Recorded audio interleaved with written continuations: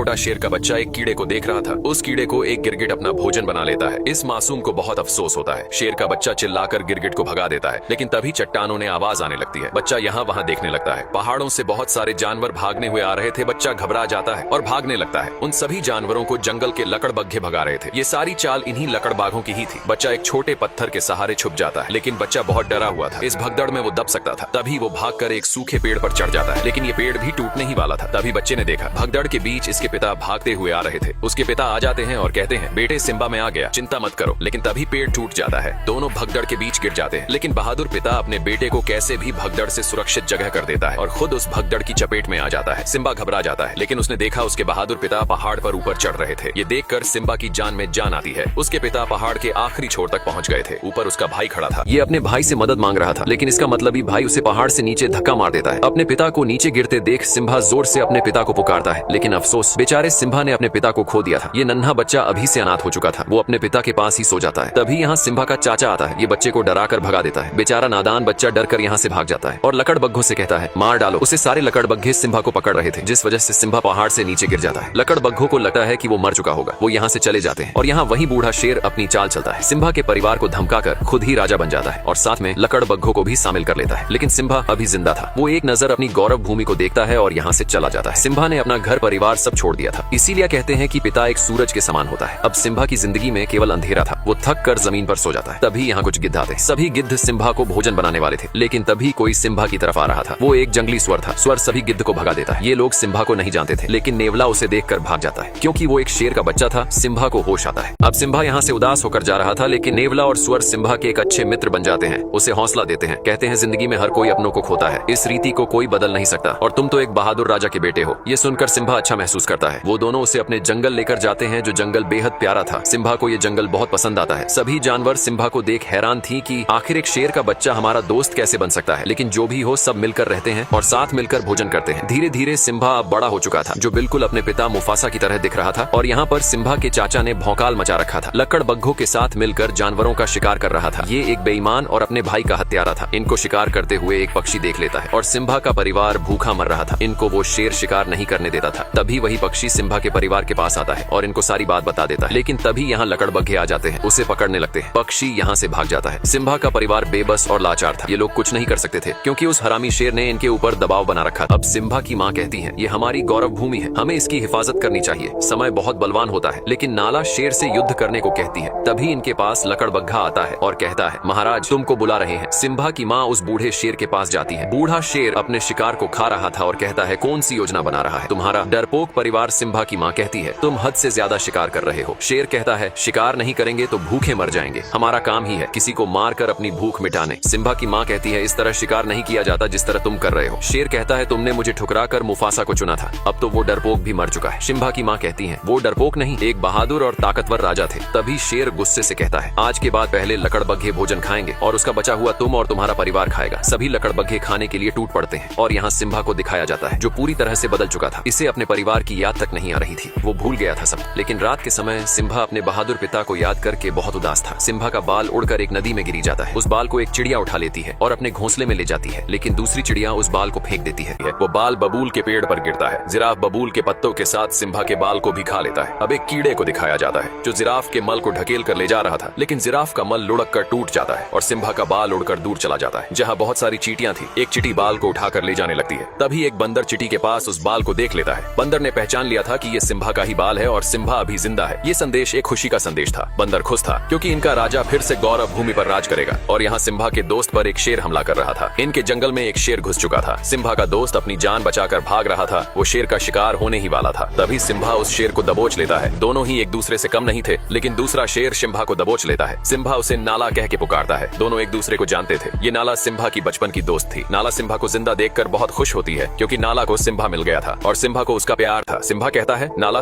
इस जंगल में तुम्हें बहुत अच्छा लगेगा, यहाँ सुकून है। नाला कहती है, सिम्बा तुम्हें अपने घर चलना होगा। उस बूढ़े शेर ने हमारी गौरव भूमि बर्बाद कर दी है। तुम हमारे राजा हो, सब तुम्हें देखकर बहुत खुश होंगे। सिम्बा कहता है, मुझे कहीं नहीं जाना, मेरा यही घर है, तुम भी यही रुक जाओ, इस जगह तुम्हें बहुत अच्छा लगेगा। सिम्बा नाला को पूरा सुंदर जंगल घुमाता है। दोनों बहुत मस्ती करते हैं। ये जगह नाला को बहुत पसंद आती है, क्योंकि इस जंगल में सचमुच सुकून था। दोनों इस पल को जी भर के जीते हैं। तभी नाला कहती है, सिम्बा अगर तुम जिंदा थे तो तुम घर क्यों नहीं आए? उस बूढ़े शेर ने पूरी गौरव भूमि तबाह कर दी है। हमें कई दिन दिन भूखे भी सोना पड़ता है। लेकिन सिम्बा कहता है मुझे इससे कोई मतलब नहीं है, अब यही मेरा घर है, मैं इसे छोड़कर नहीं जा सकता। सिम्बा बहुत बदल चुका था, वो भूल चुका था अपने लोगों को। नाला कहती है कैसे शेर हो तुम, तुम्हारे पिता और तुम में जमीन आसमान का फर्क है, तुम एक कायर हो, डरपोक हो। इतना बोलकर नाला यहाँ से चली जाती है। अब सिम्बा रात के समय जंगल में उदास घूम रहा था, तभी वही बंदर सिम्बा के पास आता है और कहता है सिम्बा पहचानो खुद को कि तुम कौन हो। सिम्बा बंदर की बात को अनसुना करके जाने लगता है। तभी बंदर कहता है मैंने मुफासा के बेटे को गोद में खिलाया है। इतना सुनते सिम्बा रुक जाता है और कहता है तुम मेरे पिता को कैसे जानते हो। बंदर कहता है तुम्हारे बहादुर पिता को कौन नहीं जानता, मैं तुम्हें तुम्हारे पिता से मिलवा सकता हूँ। सिम्बा बंदर के पीछे पीछे भाग रहा था। सिम्बा को लग रहा था कि उसके पिता जिंदा है, लेकिन बंदर सिम्बा को एक नदी के पास लाता है और कहता है देखो अपने पिता को। सिम्बा पानी में अपने चेहरे में पिता का चेहरा देखता है। बंदर कहता है तुम्हारे पिता तुम्हारे अंदर है। तभी सिम्बा को आसमान से आवाज आती है, वो इसके पिता थे। वो कहते हैं बेटा सिम्बा तुम एक शेर हो और शुरू से ही शेर जंगल का राजा रहा है। इतनी बातें सुनने के बाद सिम्बा में अपने पिता की ताकत और वो जोश महसूस हो रहा था और निकल पड़ता है अपनी उस पावन धरती की तरफ जिसने वर्षों पहले छोड़ दिया था। सिम्बा एक गहरी दहाड़ लगाता है, ये ऐलान करने के लिए कि अपने जंगल की रक्षा के लिए सिम्बा तैयार है। ये था सिम्बा का जुनून। सिम्बा के दोस्त उसे जाते हुए देख रहे थे। सिम्बा वर्षों बाद अपनी पावन धरती की तरफ जा रहा था जिसके अंदर साहस और बल दोनों था। सिम्बा नाला के पास पहुंच गया था। दोनों निकल पड़ते हैं अपने घर की तरफ। भले ही इस कहानी में सिम्बा का पिता मुफासा नहीं था, लेकिन मुफासा का बेटा सिम्बा था जो एक नई उम्मीद था। दोनों अपनी गौरव भूमि पहुंच जाते हैं, लेकिन सिम्बा अपनी गौरव भूमि को देखकर बिल्कुल भी खुश नहीं था। उसकी भूमि पूरी तरह से बंजर हो चुकी थी, बहुत सारे जानवर मारे गए थे। नाला कहती है सिम्बा अब क्या करोगे। सिम्बा कहता है अपनी भूमि की रक्षा करूंगा, जो जिम्मेदारी मुझे मेरे पिता ने दी है। नाला कहती है मैं भी इस लड़ाई में तुम्हारे साथ हूँ। तभी वही पक्षी सिम्बा के पास आता है जो ये भी सिम्बा के परिवार का हिस्सा था। ये सिम्बा का तहे दिल से स्वागत करता है और कहता है महाराज वो दिन फिर से लौट आए हैं और सिम्बा के दोस्त भी इस लड़ाई में साथ खड़े रहने वाले थे। सिम्बा उनको वापस अपने जंगल लौटने को बोलता है, लेकिन वो दोनों कहते हैं हम जब तक जिंदा है तब तक तुम्हारे साथ रहेंगे। इस युद्ध में सब सिम्बा के साथ खड़े थे। सिम्बा सभी को अपने साथ लेकर जाता है। आगे कुछ लकड़बग्घे भोजन कर रहे थे। सिम्बा लकड़बग्घों का ध्यान भटकाने के लिए अपने दोस्तों से कहता है। नेवला और सुअर उनका ध्यान भटका रहे थे। सभी लकड़बग्घे उन दोनों को पकड़ने लगते हैं। सिम्बा नाला के साथ दूसरे रास्ते निकल पड़ता है। वही बंदर सब कुछ देख रहा था। वो समय आ गया था। बंदर अपना हथियार निकालता है जिसने वर्षों पहले मुफासा के मरने के बाद हथियार को छोड़ दिया था। बंदर भी इस लड़ाई में सिम्बा के साथ था और यहाँ बूढ़ा शेर सिम्बा की माँ को अपनी रानी बनाने की जिद कर रहा था और कहता है इस पूरे जंगल में मुझसे ज्यादा ताकतवर कोई जानवर नहीं है। सिम्बा की माँ कहती है ताकतवर राजा वही होता है जिसमें प्रजा की और अपने राज्य की फिक्र होती है। ये कहता है मैं मुफासा से ज्यादा ताकतवर हूँ। सिम्बा की माँ कहती है तुम मुफासा के आगे एक भीगी बिल्ली हो। तभी वो शेर गुस्से से सिम्बा की माँ पर हमला करने लगता है। इस शेर की नीयत खराब थी। जिसकी नीयत ही खराब हो वो अपनी प्रजा की रक्षा कभी नहीं कर सकता है। तभी दहाड़ता हुआ सिम्बा यहाँ आता है। बूढ़ा शेर देखकर डर गया था। इसे लग रहा था कि वो मुफासा है। तभी सिम्बा कहता है दूर रहो मेरी माँ से। सिम्बा की माँ वर्षों बाद सिम्बा को देखकर बहुत खुश होती है।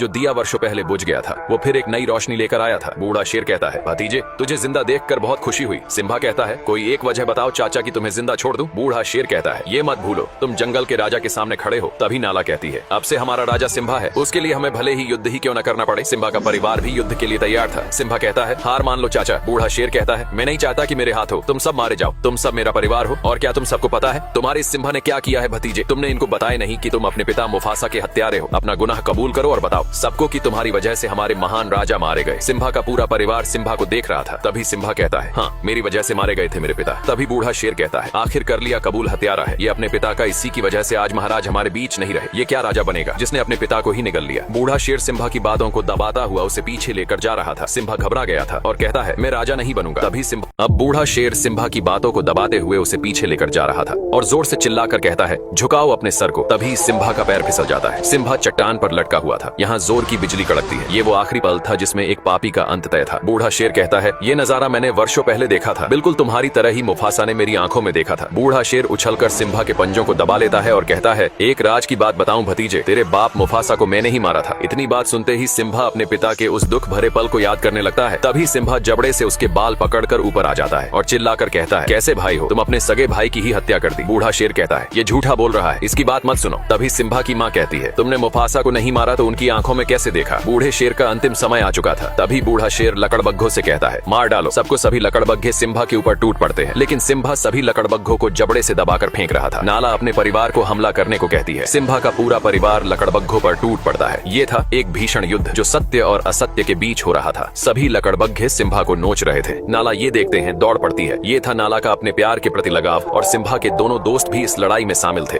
इनको लकड़बग्घे चारों तरफ से घेर लेते हैं। जंगली स्वर हमेशा से लकड़बग्घों से डरता रहा है, लेकिन आज स्वर ने कमाल कर दिया था। स्वर दौड़ा दौड़ा कर सभी लकड़बग्घों मार रहा था। अब नाला का सामना लकड़बग्घों की सरदार से होता है। दोनों एक दूसरे के सामने थे, लेकिन नाला अब बड़ी हो चुकी थी। वो लकड़बग्घों की सरदार से भीड़ जाती है और वो बूढ़ा बंदर भी उस हथियार को मैदान में लेकर उतर जाता है। सभी लकड़बग्घों की नानी याद दिला रहा था। सिम्बा का परिवार और उसके दोस्त अपनी गौरव भूमि की रक्षा के लिए लड़ रहे थे। नाला भी लकड़बग्घों की सरदार को मार गिराती है। शुरू से ही सत्य की हमेशा जीत होती आई है। आज भी सत्य की ही जीत होने वाली थी। बूढ़े शेर का अंतिम समय आ चुका था, भर चुका था। इसके पाप का घड़ा सभी लकड़बग्घे मैदान छोड़कर भाग रहे थे। सिम्बा ने देखा बूढ़ा शेर भी यहाँ से भाग रहा था। सिम्बा अपने चाचा का पीछा करता है। बूढ़ा शेर चाह के भी खुद को बचा नहीं सकता था। उसके आगे खाई थी और पीछे सिम्बा खड़ा था। सिम्बा कहता है, अब कहा भाग कर जाओगे चाचा? बूढ़ा शेर कहता है, सिम्बा मुझे माफ कर दो। सिम्बा कहता है, इतनी बड़ी गलती के बाद तुम्हें कौन माफ करेगा? बूढ़ा शेर कहता है, सिम्बा तुम अपने सगे चाचा को मारोगे। सिम्बा कहता है, चाचा मैं तुम्हारी तरह बिल्कुल भी नहीं हूँ। बूढ़ा शेर ये सुनकर बहुत खुश होता है और कहता है, बताइए महाराज मुझे क्या करना होगा? सिम्बा कहता है, भाग जाओ, इस पवित्र धरती से दोबारा फिर कभी लौटा कर मत आना। बूढ़ा शेर यहाँ से जाने लगता है और तभी धोखे से सिम्बा पर हमला कर देता है। एक पापी को कितने भी नेकी के रास्ते ही क्यों ना दिखाए जाए, वो फिर भी पाप के रास्ते पर ही चलता है। बूढ़ा शेर चट्टान ने नीचे गिर जाता है। सिम्बा को भी अपने चाचा के मरने का दुख था, लेकिन बूढ़ा शेर अभी जिंदा था। शायद इसकी मौत सिम्बा के हाथों नहीं बल्कि लकड़बग्घों के हाथों लिखी थी। बूढ़े शेर को सभी लकड़बग्घे घेर लेते हैं। बूढ़ा शेर कहता है, मेरे साथियों हम फिर से एक नया साम्राज्य खड़ा करेंगे। लकड़बग्घे कहते हैं, तू एक बिन पैनी का लौटा है, हमने तेरा हमेशा साथ दिया और तूने हमें ही गलत ठहराया। बूढ़ा शेर कहता है, मैंने सिम्बा से झूठ बोला था। तभी एक लकड़बग्घा कहता है, स्कार तूने अपना जिंदगी में कभी सच बोला ही नहीं। लकड़बग्घों की आंखें खुल चुकी थीं।